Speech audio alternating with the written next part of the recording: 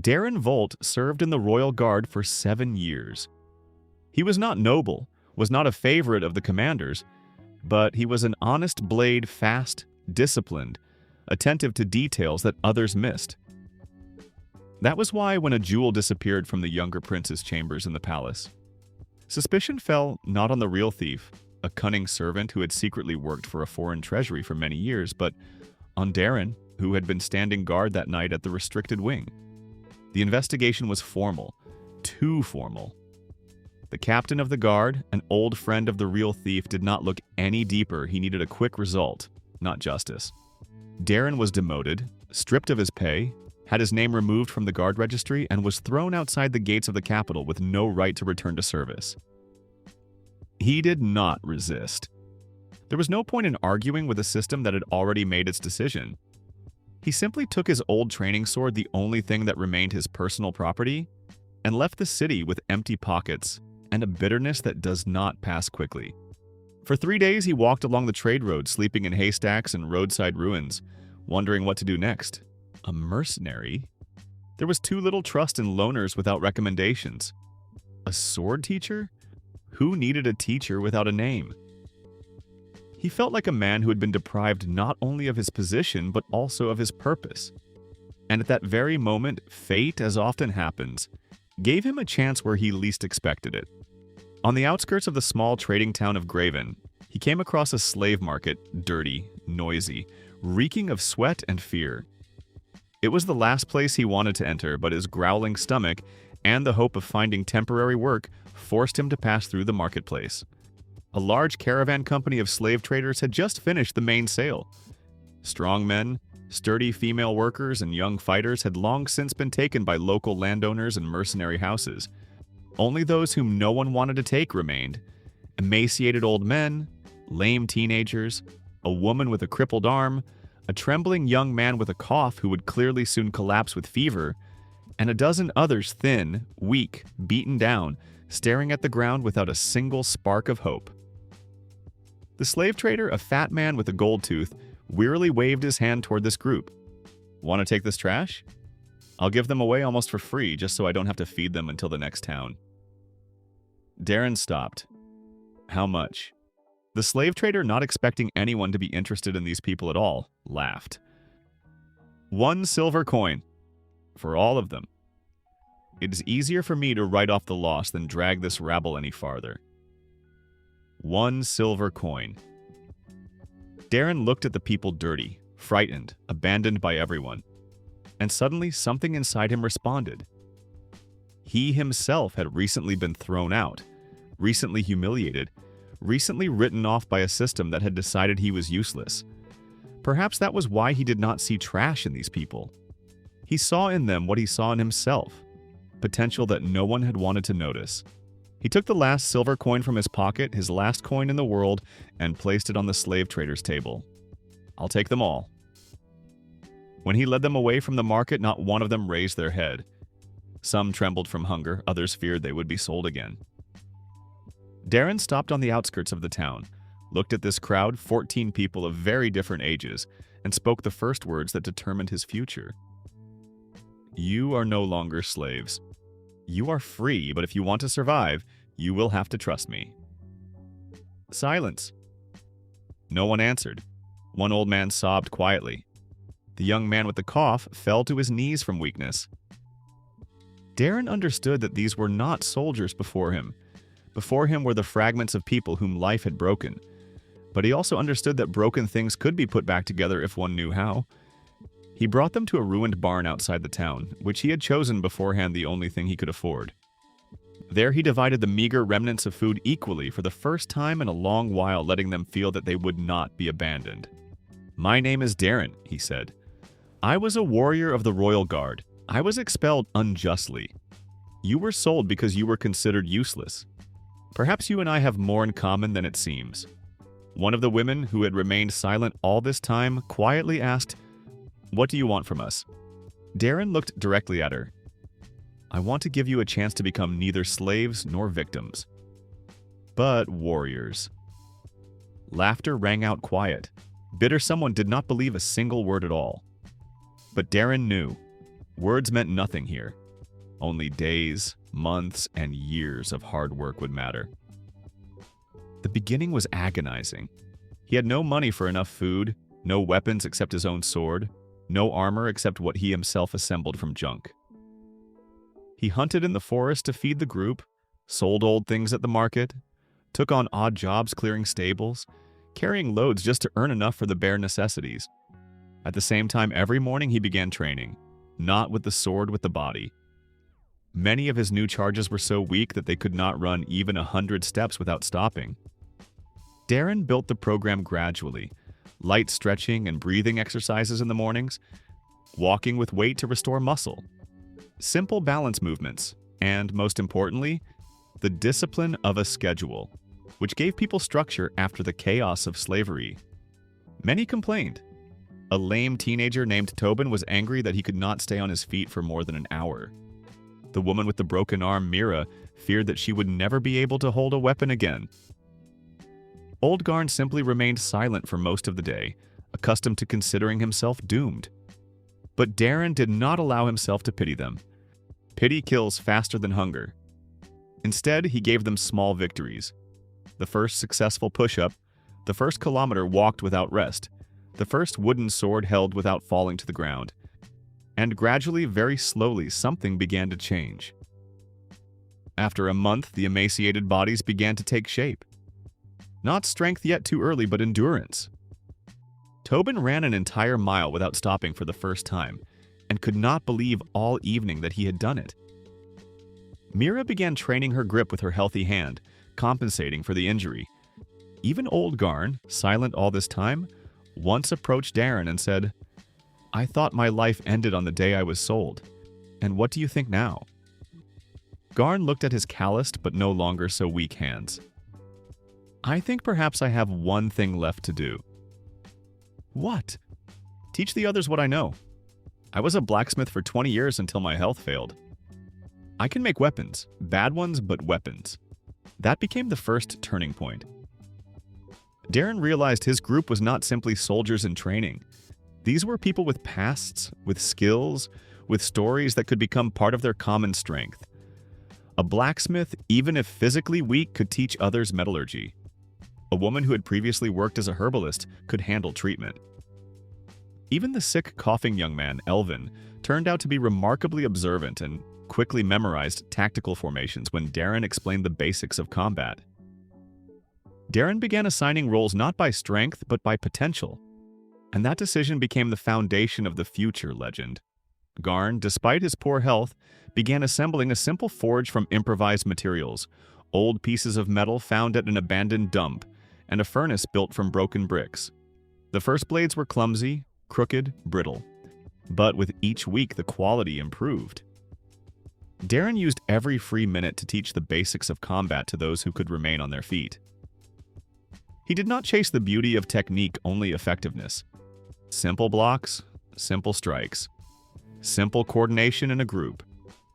It was the group that became his main advantage. He understood. If he trained individual fighters, each of them would remain weak individually. But if he taught them to move together, cover one another, act as a single whole, even weak bodies could become deadly. Thus was born the first tactic that later became legendary, the unified wedge formation. A tight formation in which each person protected the one beside him, not only himself. It was brilliantly simple, and it worked.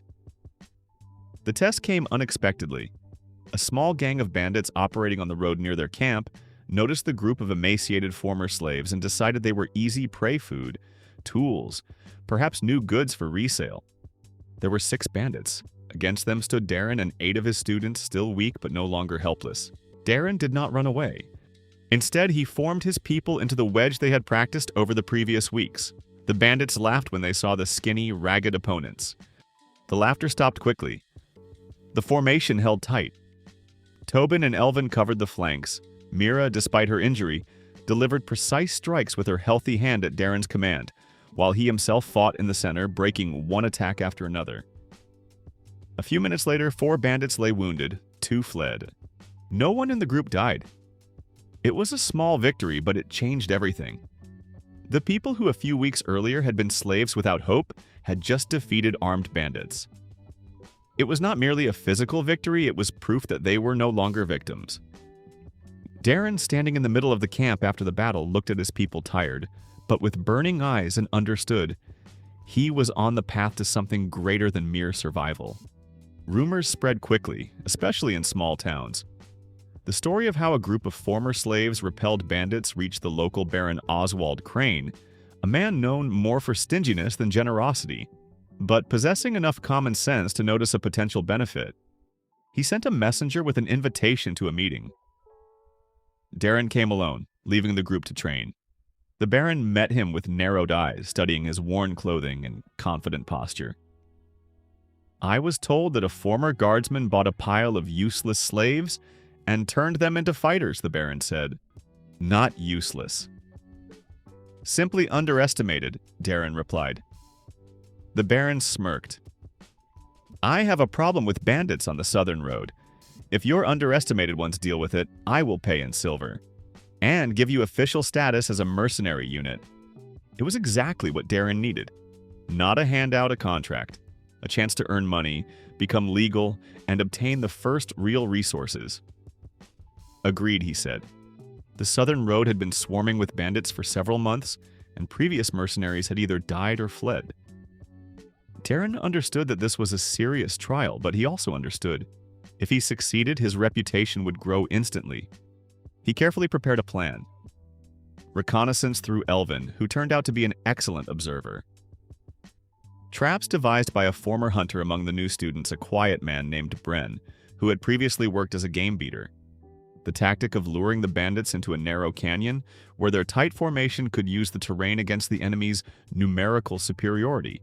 The battle did not last long, but it was brutal. There turned out to be around 20 bandits, twice as many as expected. But it was at that moment that Darren's group showed what it had learned. The formation held. The wounded were covered by the rear ranks. Everyone knew their role. When the dust settled, 15 bandits were dead or wounded. The rest fled. Darren's unit lost only one man, Garn, who, despite his poor health, went into battle to protect the young students and did not survive. It was the first real loss, and it changed Darren forever. They buried Garn on the hill above the camp, where he had dreamed of building a real forge. Darren stood over the fresh earth, while his people, now no longer slaves, but real fighters, silently looked at him. He was not a soldier, Darren said. He was a blacksmith who decided that his life was not over yet. He died protecting those who were younger and weaker. That is what we fight for. He turned to his people. "I swear, each of you who goes farther with me will not be merely a soldier. You will be knights. Not by blood, but by deed. And one day the world will know that an army born from the refuse of the market became stronger than any royal guard." No one laughed, because everyone had already seen the impossible become possible before their eyes. The victory over the bandits did something Darren had not expected. It brought not only respect, but also problems. Now people talked about him in inns, markets, and caravan camps. Some called him a former guardsman, some a madman who had bought dead human scrap, and some were already whispering that he was gathering his own army. It was that last word that began to change the tone around him. Baron Oswald kept his promise and paid. Not much, but enough for the unit to receive proper food, warm cloaks, and decent training swords. That was more important than the money. For the first time in a long while, these people felt not like survivors, but like builders. Darren used the funds he received not for comfort, but for structure. He rented a plot of land beneath an old fortress tower where a guard post had once stood, and turned it into the first real training camp. There were a drill ground, a place for sparring, a shelter for the armory, and a small forge where Garn would have taught others if he had been alive. Every evening, Darren walked between the rows of recruits and watched their bodies change. They were still thin. Many still bore signs of hunger and old wounds, but discipline had now appeared in their movements. It was the first step toward what would later become an army feared by kings. And yet, Darren understood. Strength is born not only from training, it needs meaning. When the unit grew to 23 people, Darren gathered everyone in the center of the camp and lit a large bonfire. They stood in silence, waiting for his words. Among them were a former servant, a former herbalist, a former hunter, a former stableman, several broken slaves, and 2 very young boys whom he had not bought at the market, but later pulled out of debt bondage. "We have no coats of arms," Darren said. "No titles, no wealthy patrons. But we have what many noble armies lack." The people looked at him without blinking. "We have a reason to stand together." He took out an old strip of black cloth, torn from guardsmen's cloaks, and raised it over the fire. "From this day on, we are not simply people who were bought for a silver coin. We are the order of those whom the world considered dead. Those who rose from the dirt and did not break. Those who will go to the end." Mira, standing closest of all, quietly asked, "And what will we be called?" Darren looked at the fire, then at the faces around him. "Death Knights," he said. "Not because we serve death, but because death will no longer choose for us." The word hung in the air. Someone shuddered, someone smiled, someone even laughed, but no longer from despair, but because the name was too powerful, too dark, and too real. Thus the Order of the Death Knights was born. Darren was harsh in training, not out of sadism, but because he understood. Weakness left without pressure kills. His students did not merely learn to hold a sword, they learned to march through mud and rain, to sleep ready for an alarm, to rise after falling, even when their muscles would not obey, to fight in a tight formation, to cover the wounded, to hold their position when they wanted to run, and to think about the fighter beside them no less than about themselves. The hardest part was not mastering weapons, but becoming accustomed to discipline. Many of the former slaves were broken not in body, but inside. They had been taught to remain silent, obey, expect nothing good. Darren broke that slowly but mercilessly. If someone missed training without a reason, dozens of laps around the camp. If someone gave up halfway repetition. If someone refused to help the weak deprivation of food until the next day. He did not waste time on beautiful motivation. He changed habits through pain and order. And gradually the impossible happened. People began to change faster than he expected. Tobin, once coughing and trembling, could now hold a shield and sword at the same time. Mira learned to deliver quick cutting strikes from the left side, although she still protected her right arm. Elvin became so good at tactical rearrangements that Darren began entrusting him with command of small units. This was no longer a random gathering of survivors. It was the embryo of a professional army. So that the unit would look not like a gang of mercenaries, but like a real force, Darren ordered the first banner from a local weaver. It was simple: a black field with a silver sword passing through a circle resembling a broken chain. Darren chose the symbol himself, the sword his past, the chain circle broken slavery, the silver that very coin with which everything began. When the banner was raised over the camp, the people fell silent. "This is not a decoration," Darren said. "It is a promise. We will not live like a herd, and we will not allow others to be a herd." He also ordered the first common shield to be forged heavy, broad, with a reinforced rim. The same symbol was fixed onto it. The strongest of the recruits carried this shield in formation, and its function was not merely defensive. It was meant to become a sign that the order existed. It was then that Baron Oswald, seeing them during drills, first said the phrase that Darren remembered for the rest of his life. "You are not gathering a mercenary. You are building the army of a state without a state." Darren said nothing, but inside he understood. The Baron was right. The next major trial was the northern outpost, which had been seized by a band of well-armed marauders. They blocked the passage for caravans, collected tribute, and held local merchants hostage. Oswald wanted to send a regular detachment, but Darren offered his own. It was too important. If he wanted his people to stop being a rumor, they needed not one battle, but a victory over a fortified target.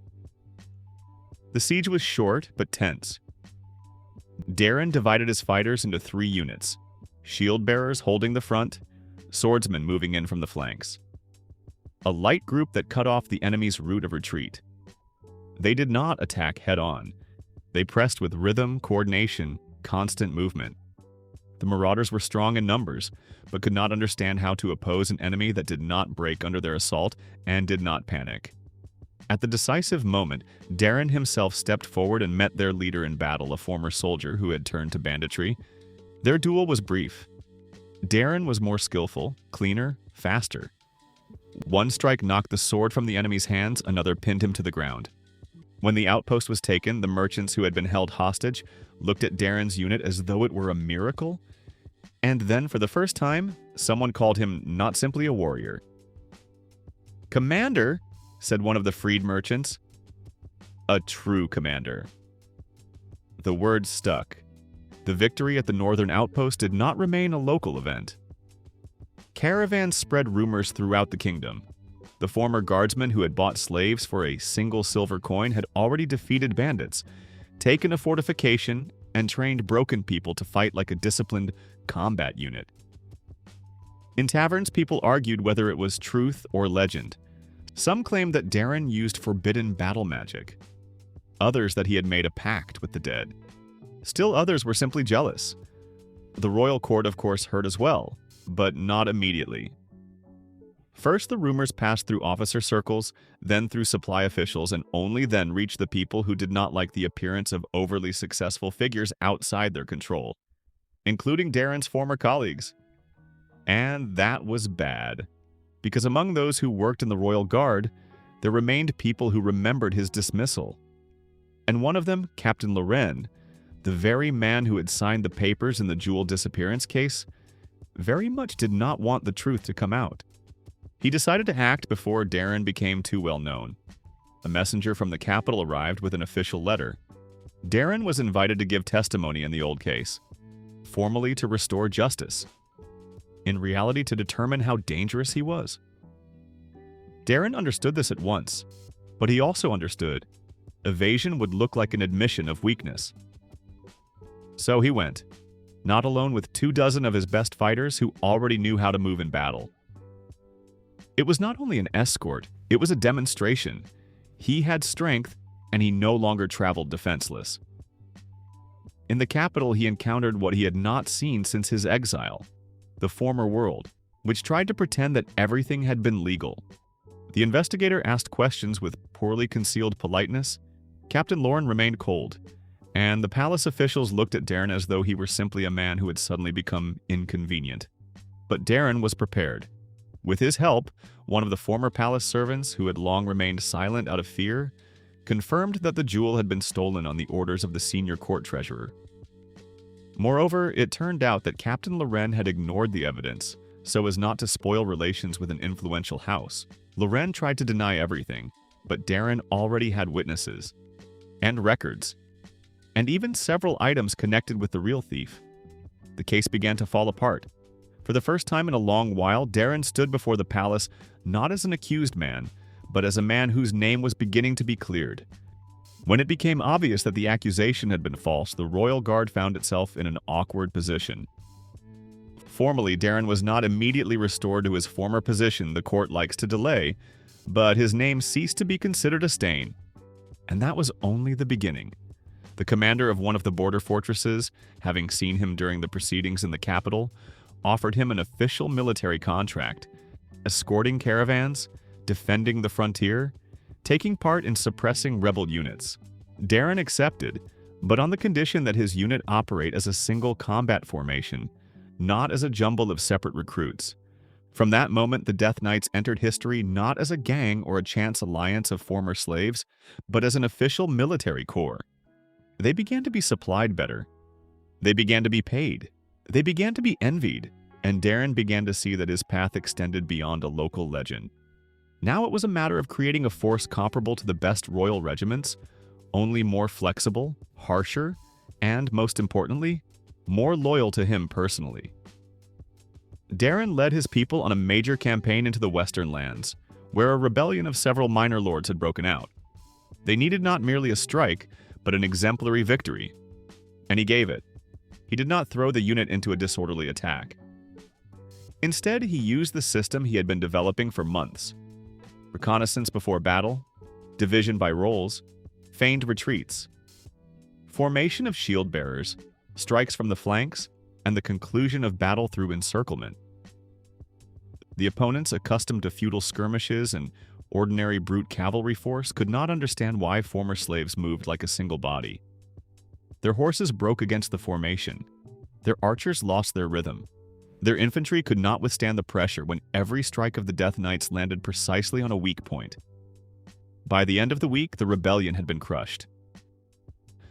Darren did not allow his people to loot. He did not allow them to humiliate prisoners. He did not allow them to become those whom they hated. And that was more important than the victory itself, because an army that wins and does not lose its dignity becomes not merely frightening, it becomes an example. The years passed quickly. The unit grew. New people joined it, former soldiers, free peasants, younger sons without inheritance. Runaway slaves, veterans who lacked purpose. The Death Knights grew from 20 people into several hundred, then into thousands. Darren no longer merely commanded. He built a system: training camps, supply, military medicine, a school for commanders, weapon standards, and his own code of honor.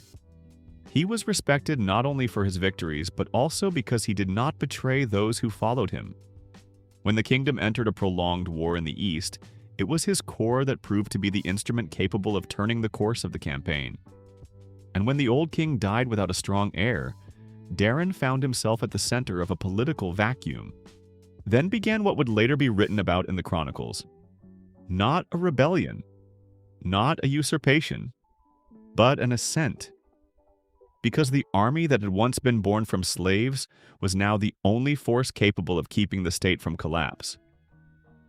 And when the Council of Nobles asked Darren to assume supreme power in the interests of order and unity, he did not smile.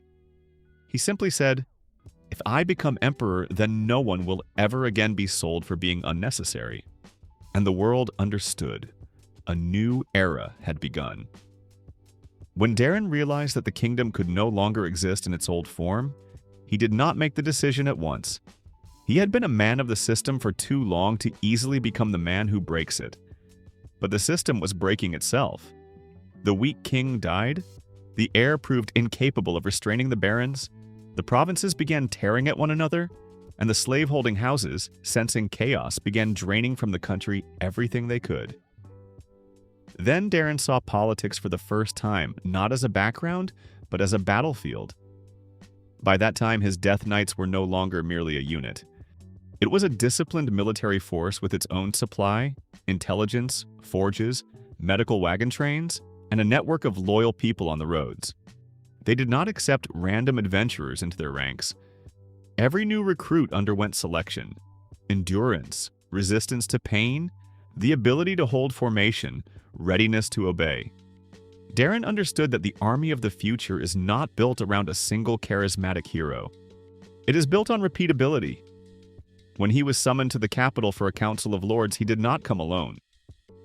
Behind him stood no longer dozens, but hundreds of fighters in black cloaks with silver swords on their banners. The council thought it would be a conversation. Darren showed that it was already almost an ultimatum. "The kingdom is sinking," he said without ceremony. "The lords fight over the wreckage, slave traders grow fat, the borders weaken. If you want the country to have a future, it will begin not with your hereditary rights, but with law." An uproar rose in the hall. One of the old dukes, crimson with rage, struck the table with his palm. "How dare you, former guardsmen, teach us how to govern the realm?" Darren looked at him calmly. "I am not teaching. I am warning." And then he laid before them what he had gathered over years of campaigns: information about corruption, secret deals, illegal transportation of slaves, collusion among 3 major houses, and facts of sabotage on the borders.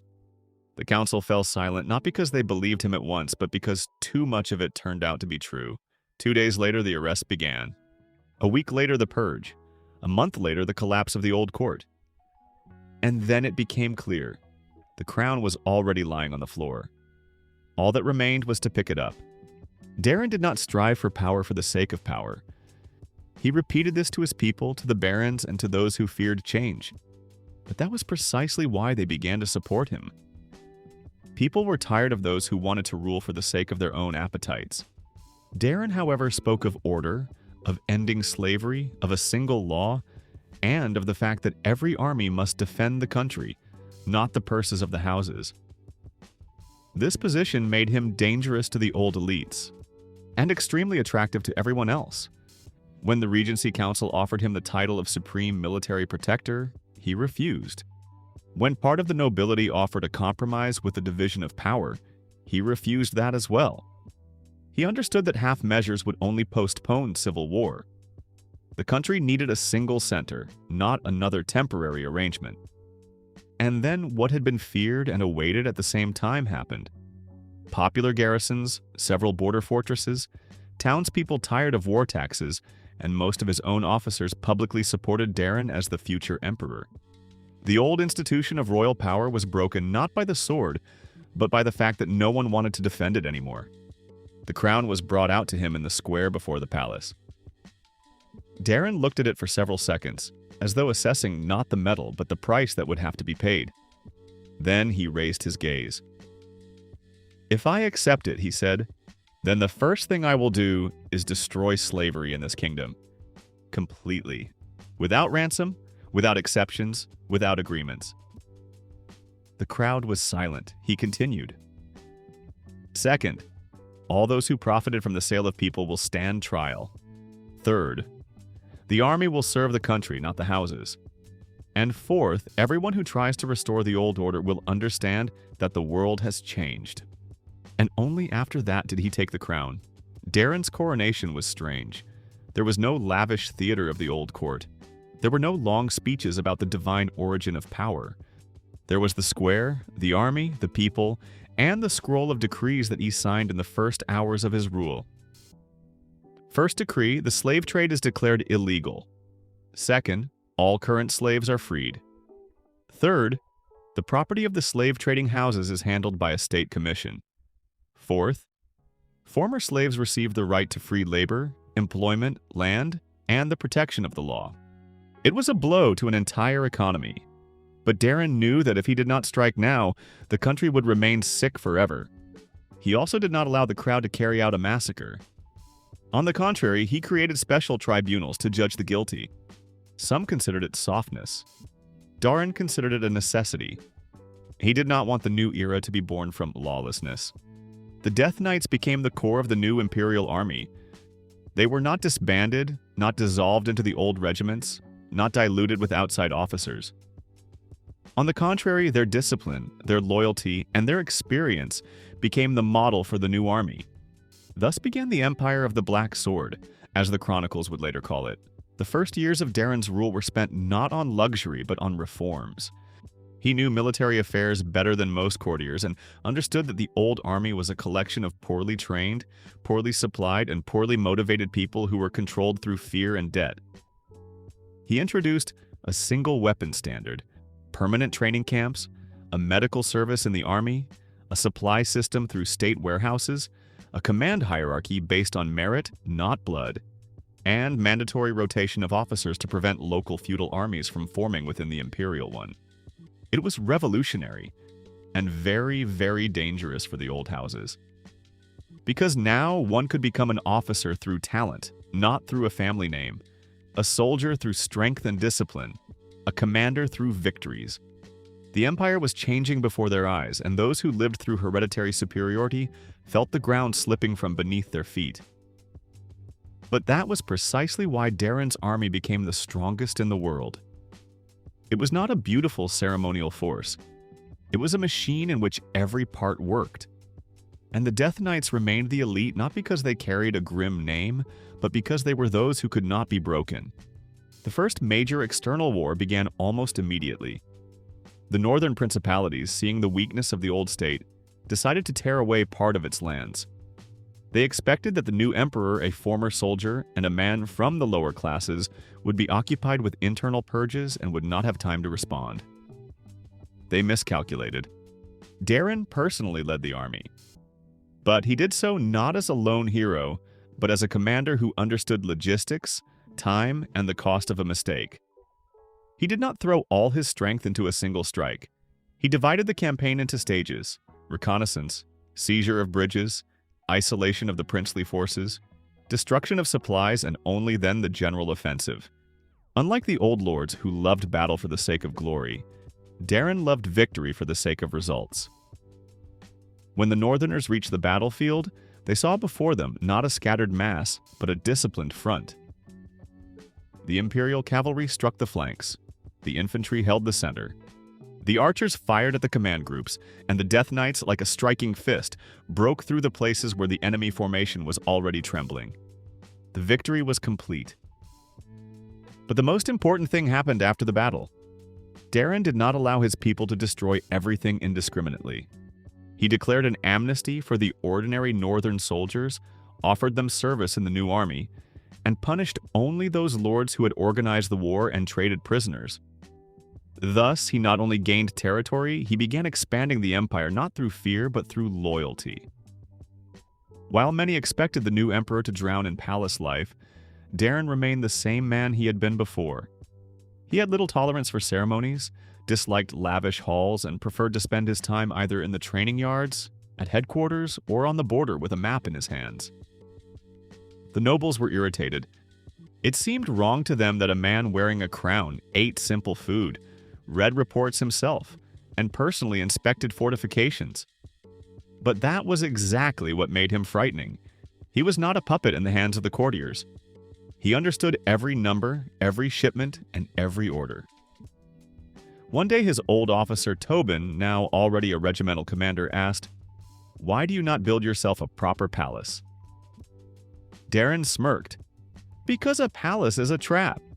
I need a headquarters. It is not fitting for an emperor to live in barracks. It is fitting for an emperor not to lose wars." That was his philosophy. Simple, harsh, inconvenient for the nobility. And it was precisely what made him popular among those whom no one had listened to before. By destroying slavery, Darren did not immediately finish off those who had sustained it for years. The slave traders went underground. They began using secret routes, false caravans, guards made up of mercenaries and corrupt officials. But now they had an opponent who knew their business from the inside and felt not a drop of pity for it. The emperor created a special division, the Black Inspections. They were not merely soldiers, but investigators, hunters, and scouts. Their task was to uproot underground markets, free people, trace supply chains, and expose connections between criminals and aristocrats. The hunt continued for years. But with every market that was closed, the empire became cleaner. And with every slave who was freed, the Death Knights gained not only numbers, but also moral strength. After all, many of those whom they rescued later voluntarily joined the army. They no longer served a master. They served an idea. No one would ever again be bought as an object. Several years passed. Darren's empire survived conspiracies by the nobility, foreign wars, assassination attempts, economic sabotage, and divisions between the old and new orders. But it did not collapse. Because the new emperor built not on fear, but on a system. He introduced land grants for veterans. He opened schools for orphans. He created military academies for talented commoners. He restricted the power of the old houses. He built roads for supplies. He equalized taxes. And he turned the army into a means of social advancement. What had once begun with a single silver coin now shaped the entire world. Former slaves stood among the elite, defended cities, commanded garrisons, governed provinces. The Death Knights became a legend. Their black cloaks and silver swords were seen on the most dangerous frontiers. And Darren, the very man who had once been unjustly expelled from the royal guard, was now known as the Emperor of the Black Sword, a commander who did not merely defeat his enemies, but rewrote the very logic of power. One day, already an emperor, Darren returned to the old square where he had once stood in chains before the slave trader. Everything had changed. The market had been closed, and in its place now stood a state house of crafts and free employment. But he recognized the place immediately. Beside him walked one of the senior Death Knights, Tobin, already gray at the temples but still strong. "This is where it all began," Tobin said quietly. Darren nodded. "Yes, with one coin. Did you ever think that you might have walked past?" Darren looked at the empty place where the slaves whom no one wanted to buy had once stood. every day. Then he shifted his gaze to the street full of free people, children, craftsmen, soldiers, and merchants. And every day I am glad that I did not walk past. Over the years, Darren became not only an emperor but also a symbol. His story was told throughout the country, how an exiled guardsman bought slaves whom no one wanted for a single silver coin, how he turned weak, sick, and broken people into an army, how that army became the strongest in the world, how he destroyed slavery and built a state where people valued not origin, but the ability to stand beside others. People loved more than just the strength in this story. They loved the justice, they loved the revenge against the system, they loved the idea that something great could grow from the most insignificant beginning. And perhaps that was precisely why his name outlived his age. Because Darren's strength was not that he defeated his enemies, but that he managed to take those whom the world had written off and turn them into an army, an empire, and a future. The world rarely leaves a great ruler in peace. As soon as an empire becomes strong, a new hunger appears beyond the horizon, not always in the form of an army, sometimes in the form of an idea, an ancient cult, or an old man who has waited too long for his moment. That was how Darren's final war began. Not with thunder on the border, but with disappearances. First caravans vanished, then messengers. Then entire villages began finding their barns empty, and their local guards killed in a strange, almost ritualistic manner. There were no ordinary wounds on the bodies. It was as though the strength had simply been squeezed out of the people, after which a dried shell was left behind. Emperor Darren immediately understood. This was not an ordinary gang of marauders and not one of the remnants of the slave trading networks. This was an enemy of a different scale, one who did not want money, one who wanted to break the very structure of life. His chief advisors initially believed that it might be a border diversion, but intelligence brought a scroll bearing the seal of an old dead order that had long been considered destroyed. The Order of the Dark Bone. Its members had once served an ancient mage who died 3 centuries before Darren, but legend claimed that some of their rituals had been transferred to underground sanctuaries in the east. And now they had returned. Silas was no longer by his side, but old memories of his mentor had taught Darren the most important thing. If the enemy acted in silence, then he was already building something greater than a raid. He did not wait for evil to knock at the gates. He assembled his headquarters and ordered a broad inspection of the imperial outskirts. The war began even before the first official shot. Scouts brought him the first prisoners. They were not ordinary soldiers. Their bodies were withered, but their eyes were too alive, too empty, as though there were no fear of death inside them. Under torture or persuasion, they revealed the organization behind the attacks, the cult of the Ashen Moon. They were not merely necromancers. They were a sect convinced that Darren's empire was a mistake of history. According to their belief, too much freedom destroyed order, and therefore people had to be returned to the natural discipline of death. Their leader, who called himself Ark the Silent, was supposedly collecting artifacts from ancient ages to raise an army from those who had died in old wars. Darren listened without blinking. "They are raising the dead?" one of the generals asked. "They are raising those who were forgotten," Darren replied. "That is worse. Because forgotten armies are not merely dangerous, they feed on the resentments of the past. And that makes them ideal soldiers for people who do not need to win, but to erase the memory of the former order." Darren ordered the garrisons at the graveyards of old battles to be doubled, abandoned fields of bones to be burned, and ritual burial mounds to be cleansed. But the enemy was already moving, and its first target turned out to be closer than anyone expected: the Western Provincial Supply Hub, where grain, weapons, and medicine for half the army were stored. The city of Ernst was not the capital, but it was a strategically important point. Supplies for the Northern Front passed through it, and its fortifications were considered reliable. When reports arrived that dead detachments had appeared on the approaches, Darren personally led part of the Death Knights and 2 regiments of regular infantry there. What they saw was worse than expected. On the plain before the city stood a dead army, old warriors raised from their graves with rusty swords, black, empty eye sockets, and symbols of the Ashen Moon on their chests.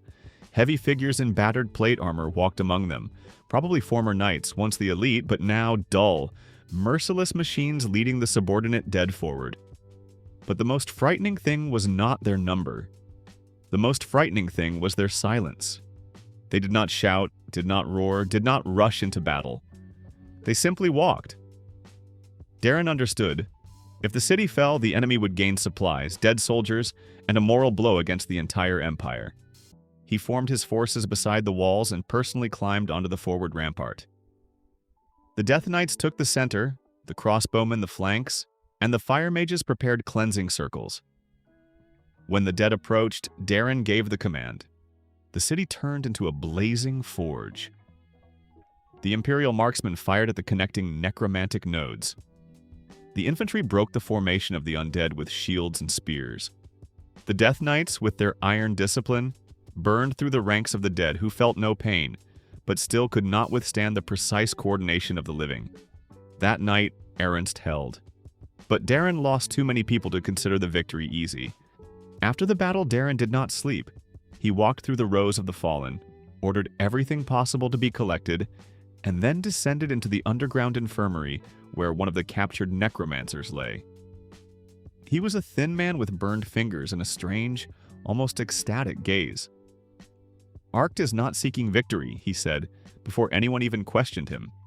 He seeks to restore the ancient seal. Darren sat opposite him. What seal? The seal of the first emperor, the one who once bound life and death within a single circle.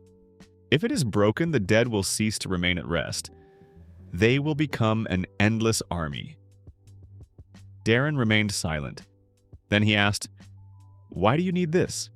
The prisoner smiled dryly. "Because your world loves freedom too much. We want to give it form again." Darren rose. "Form without will is a cage. For you, perhaps." The prisoner died before dawn, not at the hands of an executioner, but from his own ritual exhaustion. But the information was enough. Now Darren knew. The enemy was not merely going to war. The enemy intended to break the very law of death. And if it succeeded, no army in the world would be able to consider itself safe.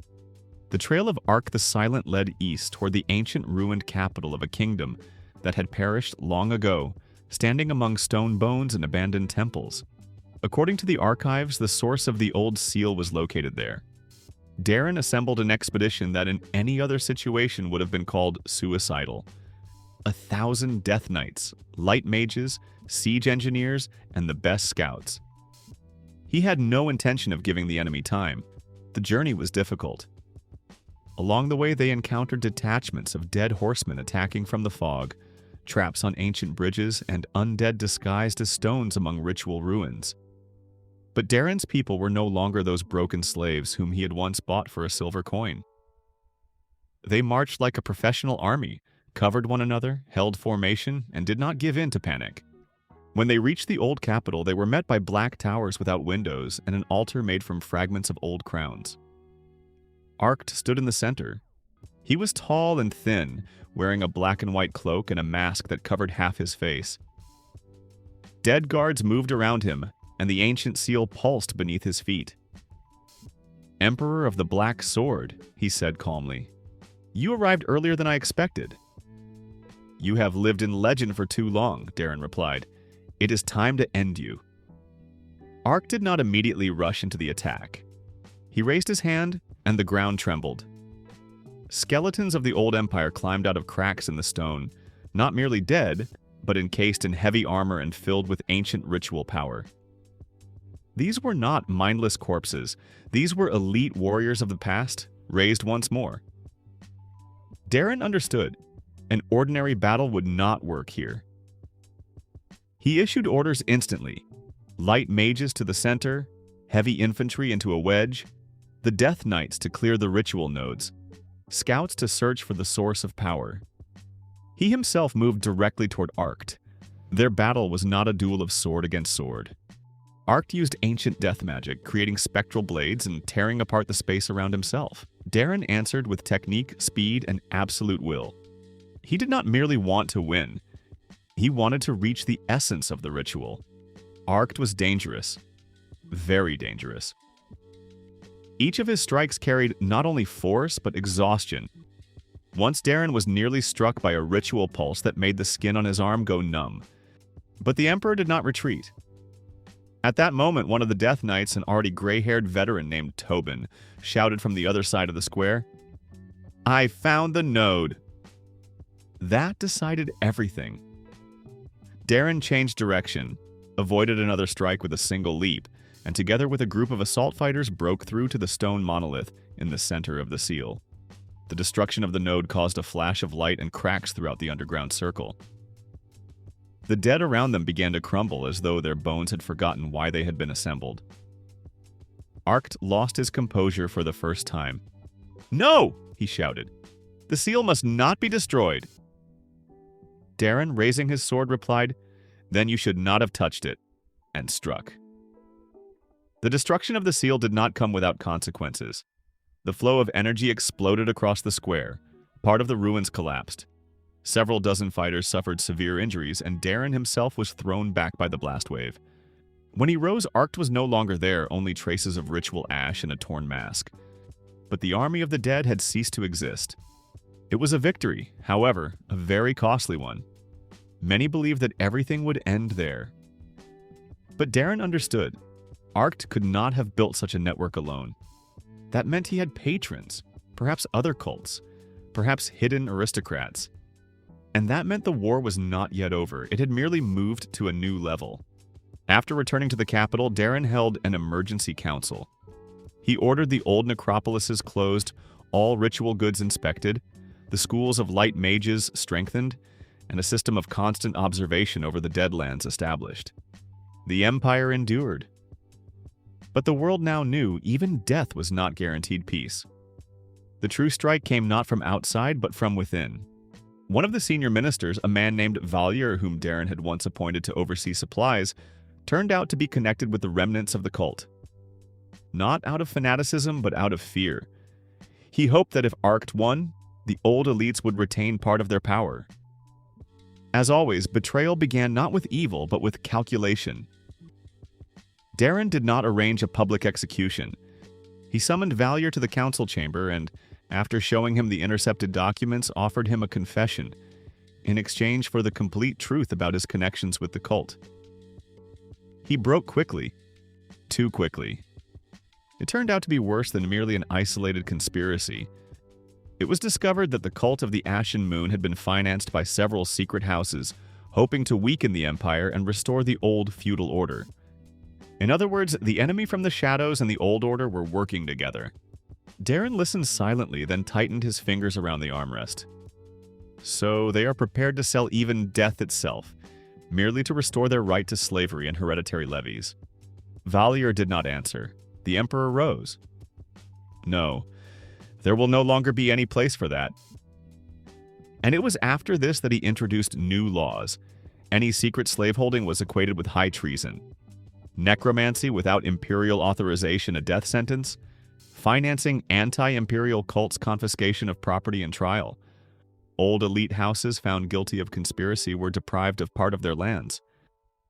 This was no longer merely a war. It was a cleansing of the very fabric of the country. A year after Arcte's attack, Darren once again led the army on a campaign. This time not against living rebels and not against the undead, but against the last fortresses of the old order. Those houses that hid behind walls, gathered mercenaries, used blackmail, and hoped to wait out the changes understood too late. The Empire would never return to its former state. The Death Knights marched at the front as a symbol of the new era. Not a grim symbol of death, but a symbol that even broken people could become a force if they were given discipline, purpose, and the right to be more than merchandise. In the final battle at the Black Ravine, Darren faced the combined forces of 3 houses and the remnants of the cult. The battle was terrible. Rain poured from the sky, the ground turned to mud, catapults smashed the fortifications, and across the field marched people who hated his order because it destroyed their power. But Darren was no longer the man who had once learned to hold a sword in the guard.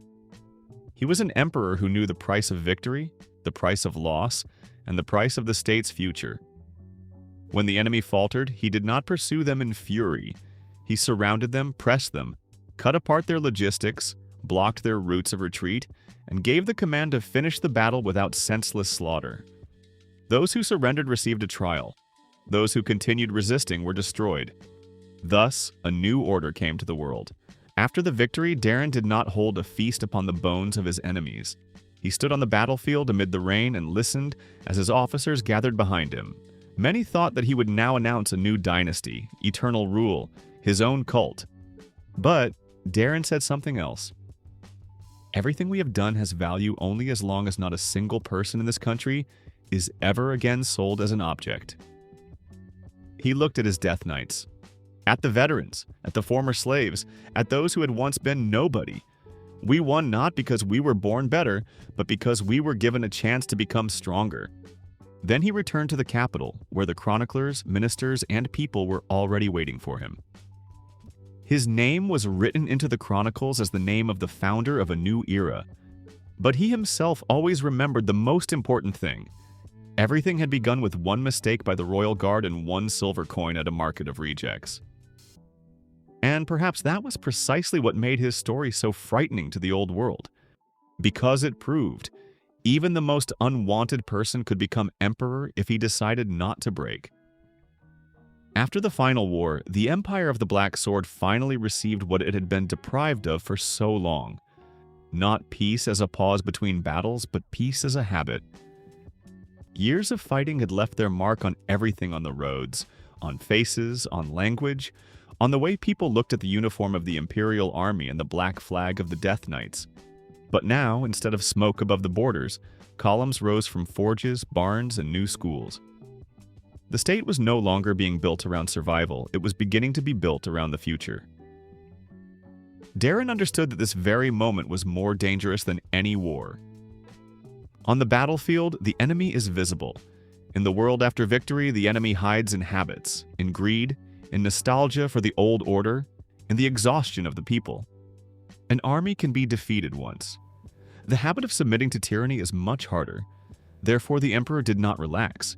He strengthened control over the provinces, introduced mandatory annual inspections of officials, and created a council of reformers that, for the first time, included not only nobles, but also former peasants, officers, healers, and craftsmen.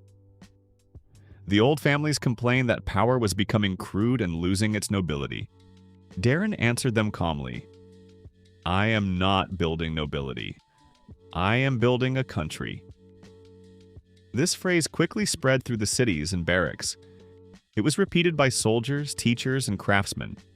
It became a new measure by which people began judging power, not by manners but by usefulness. The first major social reform was the imperial schools. Darren believed that the liberation of slaves would not be real if former slaves merely received the right to starve in freedom. Therefore, he ordered free schools to be opened in every major city and garrison center. There they taught literacy, arithmetic, geography, crafts, and basic military training. For orphans and the children of former slaves, education became not an act of mercy, but an obligation of the state. This caused fury among part of the nobility which was accustomed to considering education a privilege. But the emperor was unyielding. He had seen how quickly an intelligent person deprived of opportunity could become a soldier, an official, or an engineer. An empire in which only nobles can read will always depend on nobles. An empire in which everyone can read receives a chance at longevity. The Death Knights also took part in this process. Their veterans taught drill, survival, discipline, and the principles of mutual responsibility. Darren wanted the new generation to know, strength is not only the strike of a sword, but also the ability not to abandon a comrade. Maps of the empire hung in the classrooms, and beside them tables with evacuation rules, ration calculations, and the basics of sanitation. It looked unusual, but it worked. Soon even former serf children began growing into people who could not only plow the land, but also design bridges, lead wagon trains, and organize the defense of a city. Thus, Darren was creating not merely an army, but a civilization that would no longer have to return to slavery. But everything new always provokes a response from the old world. Several years after the end of the Great War, some aristocratic houses that had survived the purges decided that the emperor was aging and that his reforms were moving too quickly. They began forming secret alliances, pushing one another toward the idea of restoring hereditary privileges and even searching for foreign patrons beyond the borders. They did not want an open war. They wanted the slow poisoning of the system. Darren learned of this through the network of inspectors and former Death Knight scouts. He did not rush to make arrests. First, he allowed the conspirators to reveal themselves completely. When the threads became visible, Imperial forces blocked the conspirators' houses, warehouses, communication channels, and internal garrisons in a single night. Their leaders were summoned to the council, where the accusations were read to them. Some tried to justify themselves, others to threaten. Still others remained silent. Darren listened to all of it without irritation. Then he said, "You did not want to restore the law. You wanted to restore the habit of owning people. That is your crime." The trial was swift but not senseless. Some were stripped of their titles and lands, others were exiled to serve in border fortresses, and still others were sentenced to hard labor as part of the reconstruction of the devastated provinces. The emperor did not turn punishment into theater. He wanted to show that the old class superiority was no longer a shield. It was an important signal for the entire empire. There would be no return to the past. Over the years, Darren began to grow tired. Not physically, his body still endured through discipline and the habit of work, but inwardly he increasingly felt that his own life had become a long road without the right to stop. Imperial duties did not allow him to remain alone for long. Meetings, reports, receptions of delegations, inspections, letters from the provinces, supply reports, land issues, disputes between mages, tax reforms, all of this occupied every day. Sometimes at night he went out onto the fortress wall and looked at the city that had once been merely one point on his map. Now, thousands of free people lived here, and every new district seemed to him a small victory over the past. But along with pride came heaviness. How many people had died to make this possible? How many lives had been broken before him? How much had to be cut away to build the new body of the empire? One day Mira came up to him, now the chief instructor of the Imperial Guards. She saw him, stood silently beside him, and said, "Do you still consider yourself that same man from the market?" Darren did not answer immediately. Sometimes. Should I? He looked at her. No, but the memory of that man does not let me forget what it means to be needed by no one. Mira nodded. That is precisely why you are still holding on. It was one of those rare conversations that do not change history but change the very ability to continue living. Darren understood that he did not have to carry everything alone. The empire had already become greater than him. The most difficult question for Darren was not the question of war, but the question of a successor. He had no desire to turn the empire into a family project in which power automatically passed through blood, because that was precisely the principle he had hated in the old world. However, a state cannot live forever on the charisma of one person.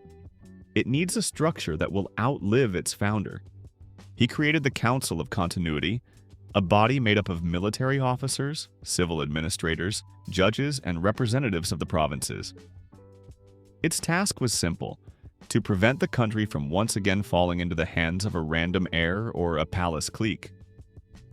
The new ruler had to be confirmed not only by right, but also by the ability to keep the empire in balance. This decision caused a storm of discussion.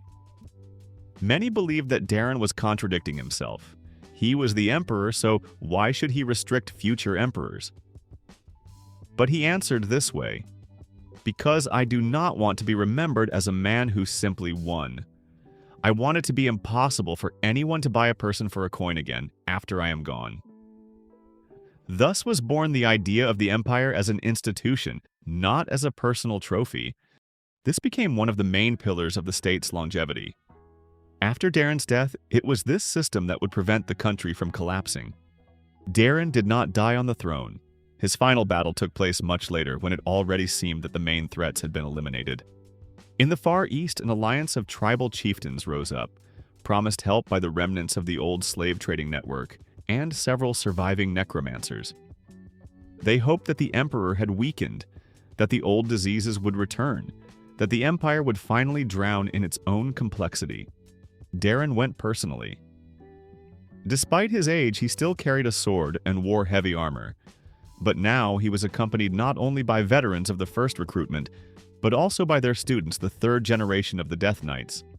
It was almost symbolic. The army born from slavery now defended a world that knew no slavery itself. The battle took place on the plain beside an ancient stone circle.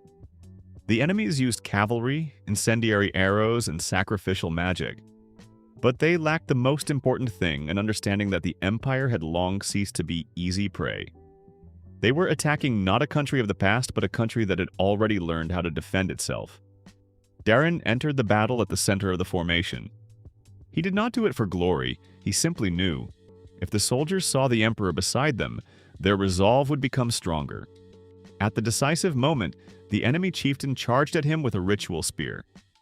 The strike was powerful, and Darren received a severe wound in his side, but managed to remain standing, seize the weapon, and throw his opponent to the ground. When the enemies saw that their leader had fallen, the end came. The victory was complete. But it was precisely after that victory that Darren was unable to rise without help for the first time. He was brought back to the capital. The healers did everything they could, but it was clear that the wound and the years of fighting had taken their toll. His old companions gathered in the emperor's chambers.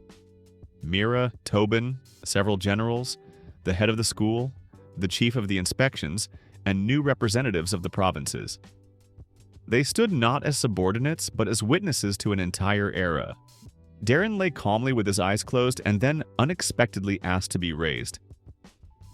When they seated him, he looked at the faces around him for a long time. Then he said, "Do not let them bring back the chains." Those were his first words.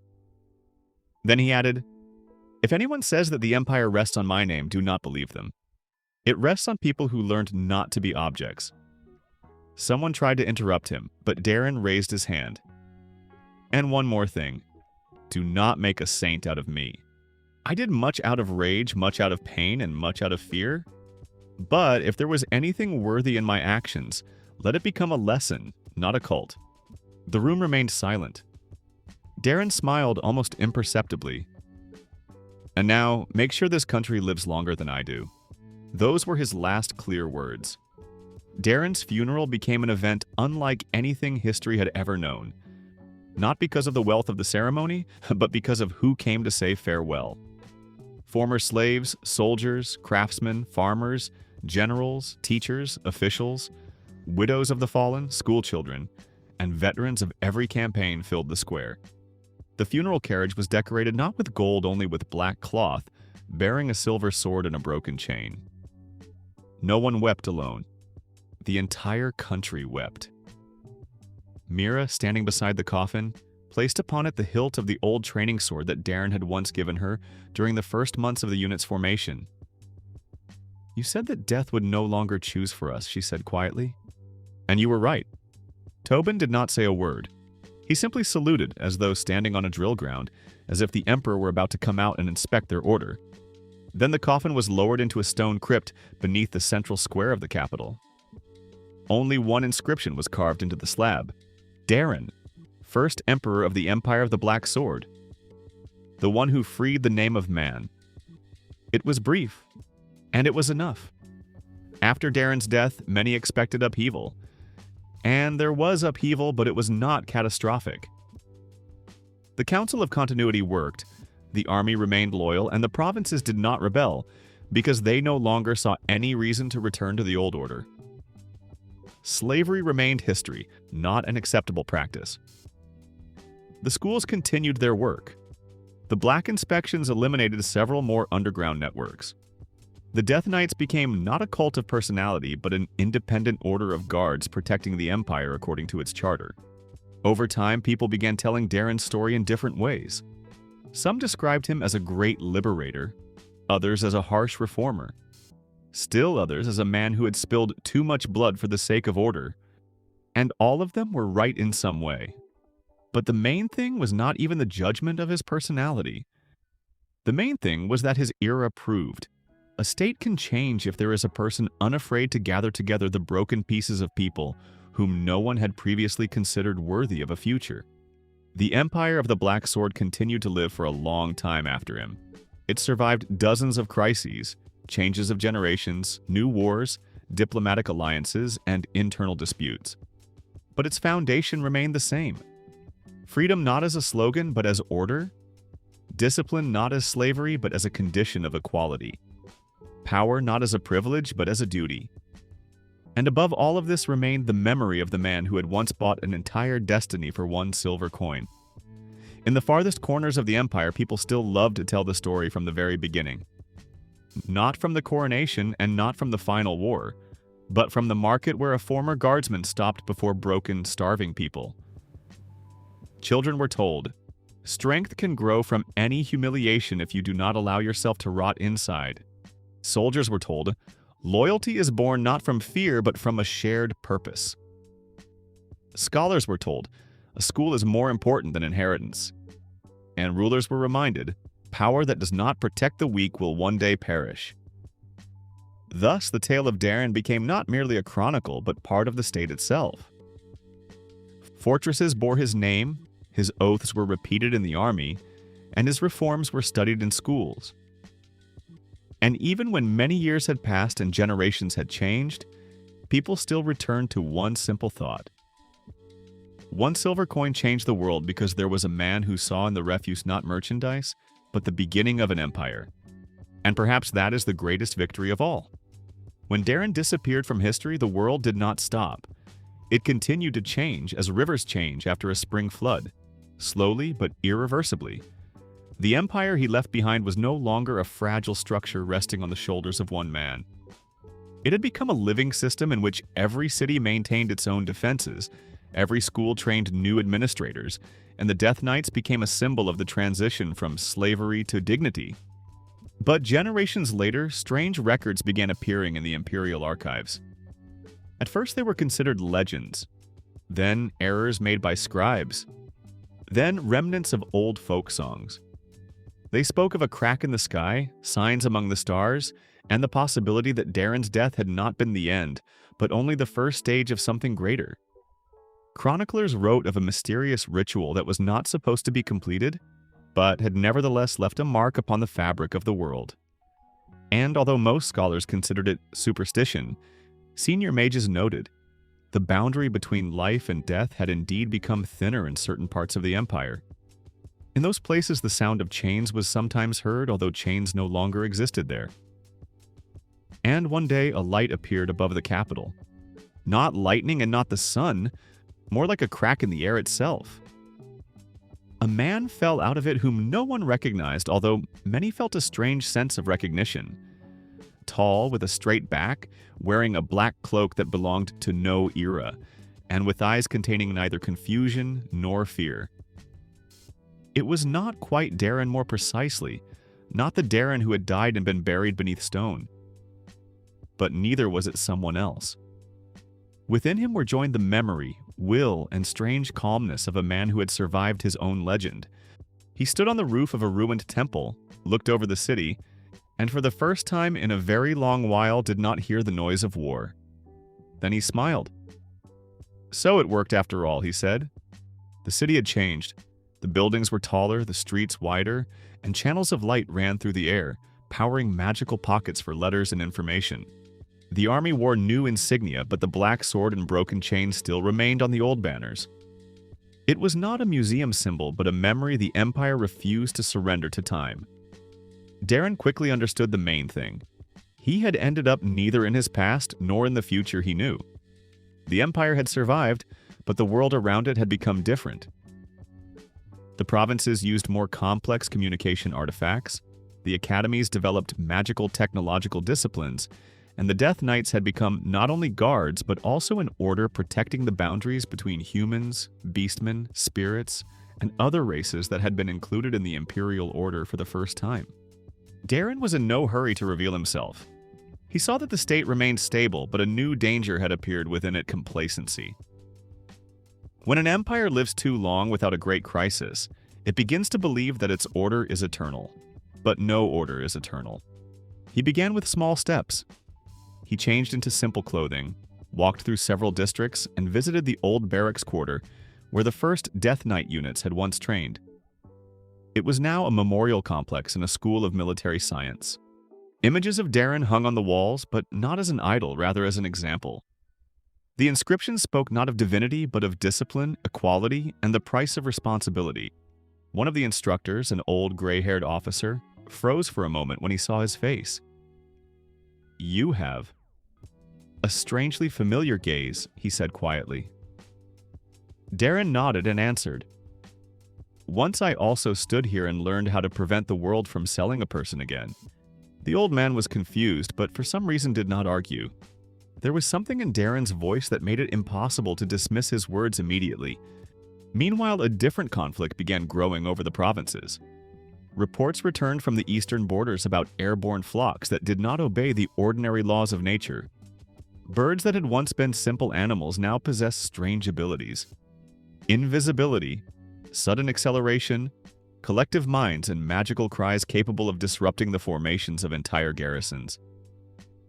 The greatest of these forces, a certain blue eagle, gathered around itself, leagues of sky clans and alliances of feathered rulers. The blue eagle was not an enemy of the empire by ordinary standards. He did not seek to seize cities immediately. On the contrary, he proposed a new model of the world: aerial territories, independent sky states, an alliance of clans, and rejection of ground-based authority. But behind the polite words hid an old danger division of the world, according to strength, not law. This meant a return to an era when the strong above dictated the rules to the weak below. Darren had not yet officially intervened, but he already understood. This would be his next war. He did not believe in endless peace. Any order, if it is not reinforced, eventually begins to rot. And yet he felt a strange satisfaction. Once again there was a worthy opponent. Once again there was a field for building the future rather than guarding the exhausted ruins of the past. To assess the situation, Darren contacted the head of the current order of the Death Knights, no longer veterans of his era, but a new generation. The commander arrived in the capital 2 days later. Young, stern, well-trained, wearing armor bearing the same symbol but with new magical inserts. He looked at Darren as though he were a living legend, although outwardly the legend looked no different from a tired man in a cloak. "We searched for you throughout all the archives," the commander said. "The disappearance of your trace was recorded as an anomaly. The Council of Continuity believed that you might have become a guardian entity." Darren smirked. "And what do you believe? That you are still the Emperor, even without a throne?" This answer told Darren more than the official reports. The Death Knights had not become fanatics. They had preserved the essence: service to order, protection, and freedom from the old slavery. And that was precisely why he decided to reveal part of the truth. Not everything, but enough to reclaim his place in the present. The revelation was not easy. The Council of Continuity could not simply accept that the first Emperor had returned, but Darren possessed something no other claimant had: knowledge of the system, history, mistakes, and hidden mechanisms of the state.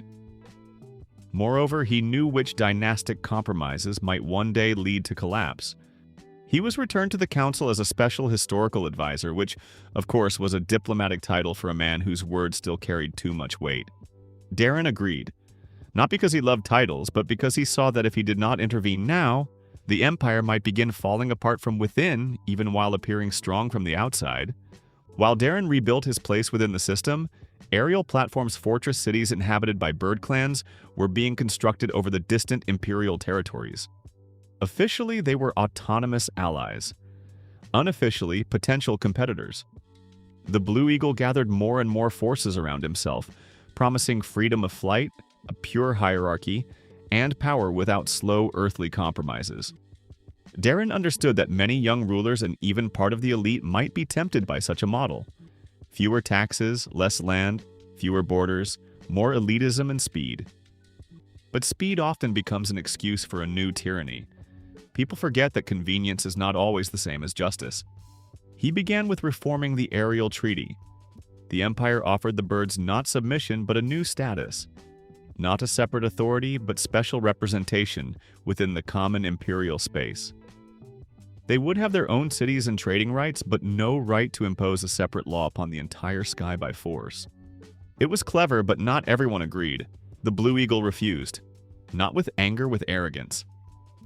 He believed that the empire of ground dwellers was too slow to understand the new era, and it was then that Darren decided the negotiations were over. The site of the first major clash was the Sky Bridge, a gigantic structure of stone, metal, and magical supports connecting mountain plateaus with aerial platforms. Delegations, merchants, and guards gathered there. It was also where the provocation began. Unknown attackers struck a caravan, and responsibility was placed upon the imperial garrisons. Darren arrived personally with a unit of the new generation of Death Knights and several aerial engineers. He did not want war, but he could already see its shape. The Blue Eagle was trying to provoke a response in order to portray the Empire as the aggressor. However, Darren was too experienced for such a trap. He conducted his own investigation at the scene, uncovered the falsified evidence, and quickly demonstrated that the attack had been organized by an outside group of mercenaries hired by members of the Eagle Alliance. When the truth emerged, it did not stop the Blue Eagle's allies. On the contrary, they tried to seize the bridge by force in order to declare it their aerial zone. Darren climbed onto the central platform and, for the first time in a long while, revealed his true power before the new era. His dragon energy, accumulated and perfected, descended upon the battlefield like an ancient law. The ground beneath the bridge trembled. The aerial wings lost formation. The attacks of the Alliance became useless against someone who understood not only the body, but also the spirit of the world. The Death Knights held the flanks. The engineers activated the air pressure dampeners. The connection between the sky and the bridge was severed, and Darren, standing in the center, said, "The sky cannot belong to those who want to turn it into a cage." After that, the battle was effectively lost for the attackers. The Blue Eagle retreated but did not surrender. He was preparing something greater. The investigation showed that the Blue Eagle was not merely the leader of a clan. He too had once been human. Moreover, before his transformation, he had held an important position in the scientific magical administration of one of the old provinces. After the global beast transformation, he had managed not only to survive, but also to create an ideology of aerial superiority round himself. He believed that development moved toward wherever there were fewer restrictions, and therefore power should pass to those capable of soaring above the earth. Darren saw a familiar danger in this. This was not a madman or a monster. This was a man who understood too well how a system breaks and decided to build a new one, but upon the same principle: the strong rule from above. He sent envoys to him. They returned without an answer, but with a warning. The Blue Eagle was gathering a conference of all aerial and semi-aerial rulers to announce the creation of an independent sky alliance. This was already a political challenge. If the Empire remained silent, its authority would begin to crack. If it struck too soon, it would face war on several fronts. Darren chose a third path. He decided to fly there himself. The conference took place on the highest plateau, surrounded by cloud arches and watchtowers. Flying clans, bird warriors, several beast dynasties, and delegations that did not want to miss the new division of the world gathered there. The air was filled with tension and hidden threats. The Blue Eagle greeted Darren politely, but with a clear intention to humiliate him. He spoke of freedom, height, speed, and the ancient right of the strong to fly without earthly chains. Darren listened to the end. Then he asked, "Do you call every law you did not create a chain? I call everything that prevents the strong from fulfilling their nature a chain." Darren nodded. "Then you are simply seeking the old tyranny in a new form." The hall filled with noise. The Blue Eagle stepped forward. "And does your empire not rest on strength?" "Yes," Darren answered. "But in our empire, strength answers to the law. That is the difference." At that moment, it became clear that the negotiations had failed. The aerial clans began to divide. Some hesitated, some leaned toward an alliance with the Empire, and some prepared to support the Blue Eagle. But the main strike was already inevitable. The Eagle activated suppression arrays hidden in advance, and the conference became a trap. Darren was forced to fight. Battle in the clouds was different from battles on land. There was no familiar weight of the earth here. Speed mattered more than strength, and falling meant almost instant death. The Blue Eagle used air currents, illusions, and flocks of supporting fighters attacking from different levels. Darren did not yield. He adapted within minutes, using old tactics in a new environment. His dragon power stabilized the space around him, the Death Knights maintained a defensive circle, and the Wind Mages created a temporary aerial framework that kept them from falling into the abyss. The Blue Eagle was stronger than expected, but not stronger than Darren as a strategist.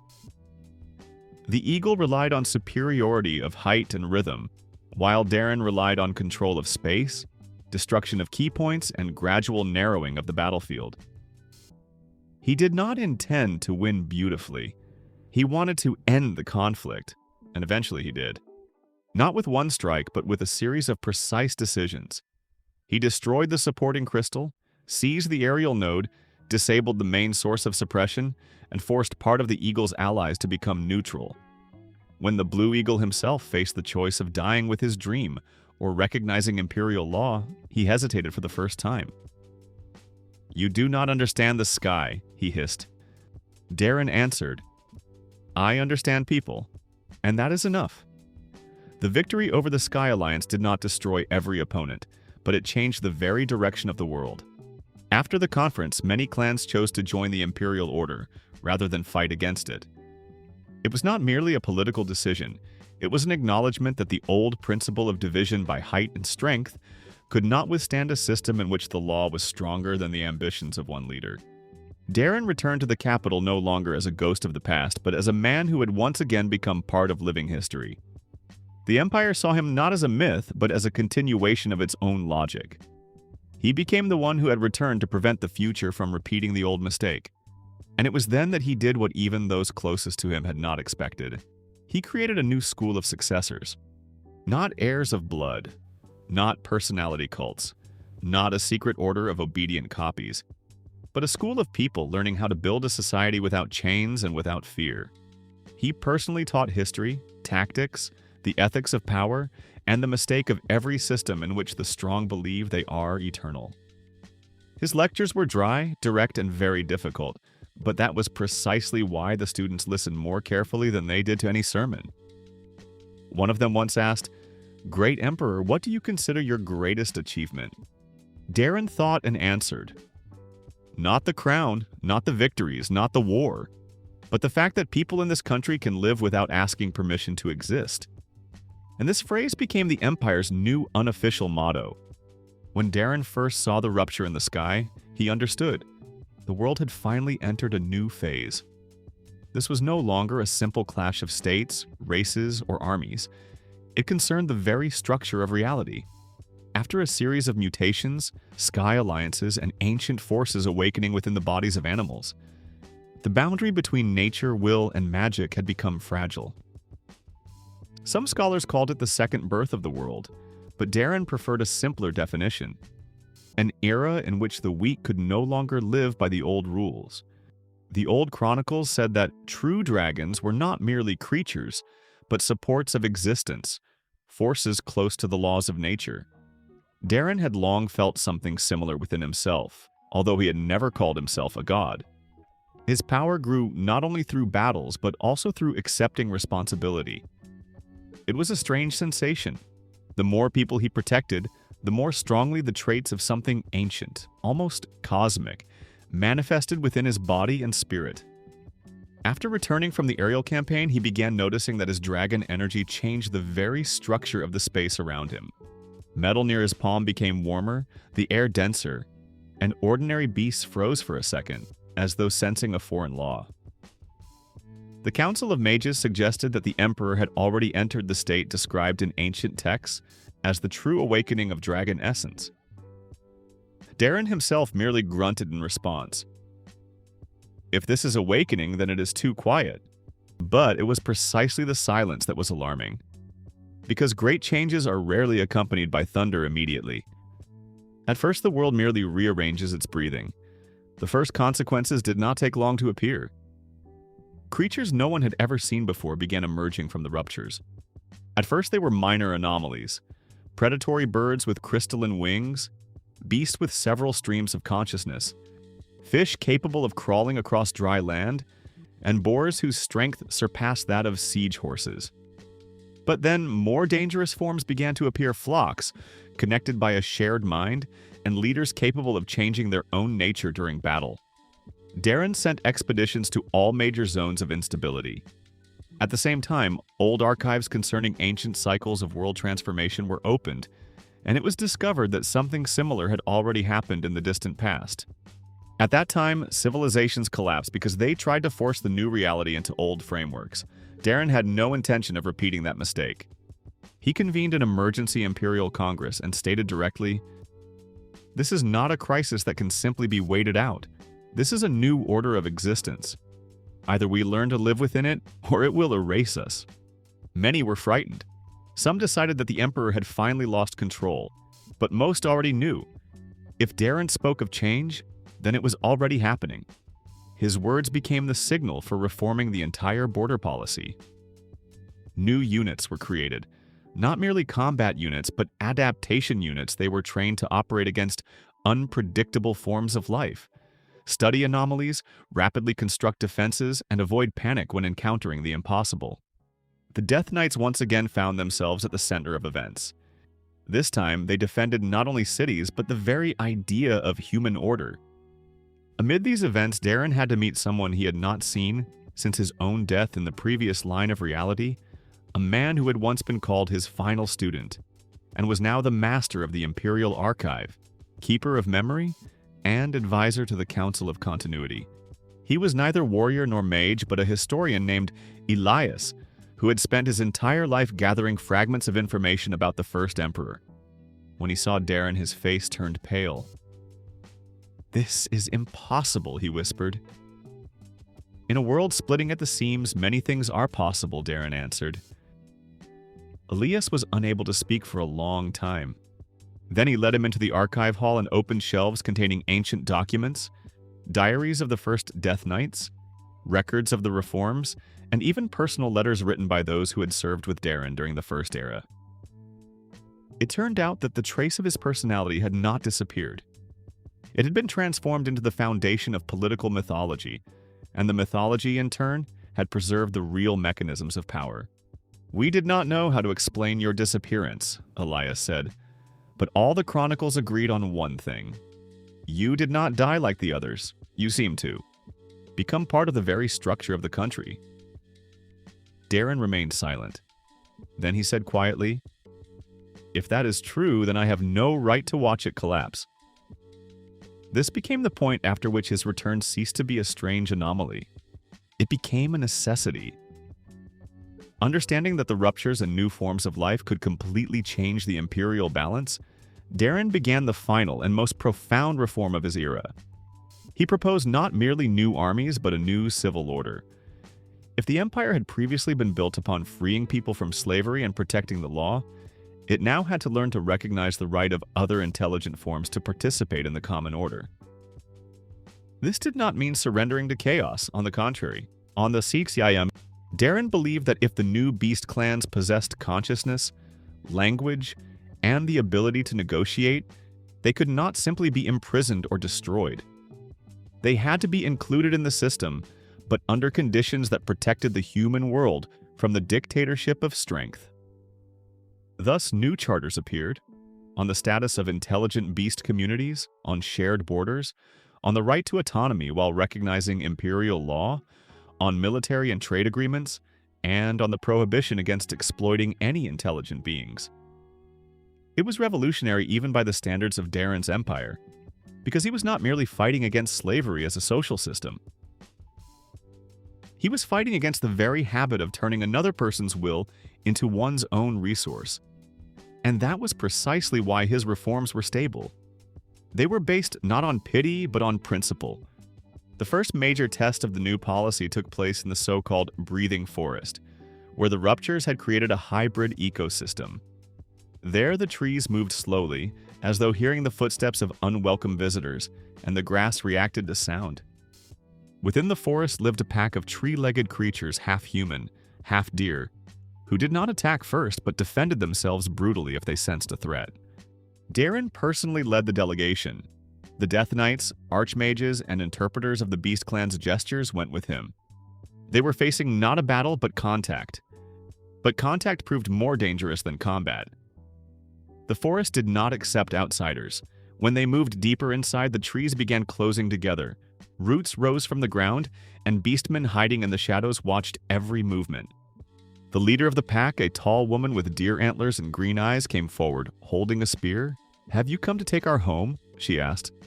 Darren answered honestly, "No.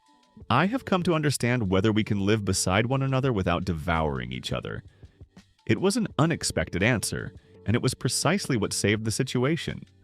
The woman looked at him for a long time, then said, "Then you are unlike other rulers. I know too well what happens when the strong decide they can take everything." After lengthy negotiations, the first Treaty of the Living Forest was signed. It recognized the pack's autonomy, its right to the territory, and mutual protection against external threats. This became one of Darren's most important victories, no longer as a warrior, but as a builder of a new world. But the world never gives victory freely.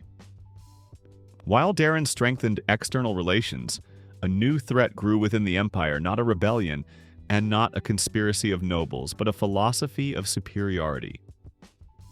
Young officials, descendants of old houses, and even some mages began claiming that since the Empire had become stronger and wiser, it now had the right to guide everyone else, even if they disagreed. They did not call it slavery, they called it a civilizing mission. Darren recognized the danger immediately. He saw in those ideas an exact copy of the old chains, only in more beautiful wrapping. Therefore, he convened an open session, and, instead of delivering the usual sentence, arranged a public debate.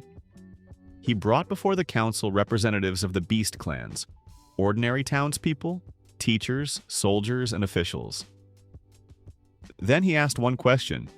If you believe that the strong have the right to impose order upon the weak, how are you different from those who once traded people in the markets? No answers followed, because there was no answer. As a result, Darren not only stopped the emerging ideology, but also forced the Empire to look into the mirror once again. It saw that the danger of tyranny could arise even within the hearts of those who considered themselves enlightened. And this became the most important lesson for the next generation. As the ruptures intensified, Darren began to feel that his own nature was changing as well. In moments of extreme tension, his body seemed to become covered, not merely in dragon power, but in something greater, a deeper form, combining his will, the memory of all his battles, and responsibility for the entire world he protected. The sensation was not pleasant. It pressed down like a crown forged not from gold, but from time itself. One day, during the defense of the southern rupture, he assumed this form completely for the first time. The sky darkened, the air twisted, and a dragon shadow unfolded around him, but not in the ordinary sense. It was neither a gigantic beast nor a human. It was the perfect hybrid form of a ruler support, a being capable of thinking like a human, feeling like a dragon, and acting like a law. His Death Knights later said that it seemed as though not a warrior, but a pillar holding the sky from falling had appeared on the battlefield that day. Darren himself remained silent for a long time afterward. He understood. The boundary between who he had been and what he could become had finally disappeared. But instead of delight, he felt responsibility. "So this is what it means to be a true support," he said quietly. Elias, standing beside him, answered, "No. It means being the one who has no right to leave until the world learns to stand on its own." When the ruptures began threatening not merely individual regions, but the entire continental structure, Darren took a step that had once seemed impossible. He convened the Universal Alliance of Living Races. Humans, beastmen, aerial clans, forest packs, river communities, and representatives of the old imperial provinces came to this Congress. For the first time in the entire history of this world, those who had previously seen one another as prey, competitors, or threats sat at the same table. No one expected them to agree. But they did. Because Darren did not ask them to love one another. He asked them to understand something simple. If the ruptures consumed the world, no one would remain to argue about rights. The alliance was created. Its main purpose was the stabilization of spatial zones, joint defense, and the exchange of knowledge. Darren set one goal before everyone: not to defeat their neighbors, but to preserve the world as a shared space of life. It was the final great political act of his era, and it was precisely what made the finale possible. The source finally appeared at the center of all the anomalies. It was not a demon, not a god, and not an ancient beast. It was an entity that the old text called the divided skeleton of the world, a remnant of will torn from the original law and transformed into the very idea of endless mutation. The entity did not seek power in the ordinary sense. It wanted everything that existed to cease having a stable form. Then there would be neither slaves nor free people, neither empires nor alliances, only endless becoming, where the strong were always right because the rule changed every second. Darren understood that what stood before him was not merely an enemy, it was anti-structure. Battling it required not only strength, but everything Darren had built throughout his life: order, discipline, trust, and shared will. All the armies of the Alliance of Living Races were raised for the final defense. The Death Knights became the vanguard. The mages stabilized the boundaries. The forest clans held the roots, the aerial clans the sky, the river clans the currents. It was not merely a battle, it was the world fighting for the right to remain a world. Darren entered the center of the rupture alone. Not because he wanted glory, because he understood. If he did not bind the entity to himself, it would tear apart everything around it. His dragon form unfolded completely. Wings of light and shadow rose behind his back. His voice became deep and resonant, like thunder rolling through the ages. He did not shout. He spoke to the very structure of the world. You will not have them. The entity answered with a stream of chaos, but Darren held it back. Not through rejection, through acceptance. He bound the anomaly with his law, his memory, and his will. And then something happened that mages would argue about for a long time afterward. Darren did not destroy the rupture, but rewrote it. After the final battle, the cracks began to close. Not instantly, but gradually, as though the world itself had decided to become whole again. The mutations did not disappear completely, but became manageable. The intelligent beast clans received stable status. The aerial alliances became part of the confederative system. The empire of the Black Sword survived, but became broader and more complex than ever before. Darren did not celebrate victory like the victors in the old chronicles. He simply stood on the wall and looked at the city where humans and non-humans, for the first time in a long while, did not fear one another by default. It was not a perfect world, but it was alive. Elias came closer and quietly asked, "What now?" Darren answered after a long pause, "Now we learn not to destroy what we have barely saved." "And you?" Darren looked at the sky. "And I, it seems, can finally stop being only war." He said it without dramatics, but for him, it was perhaps the most difficult admission of his entire life. Because the one who once became the support of an era no longer belongs only to himself. And yet that evening he allowed himself a little silence. Because the world that had survived him proved the most important thing.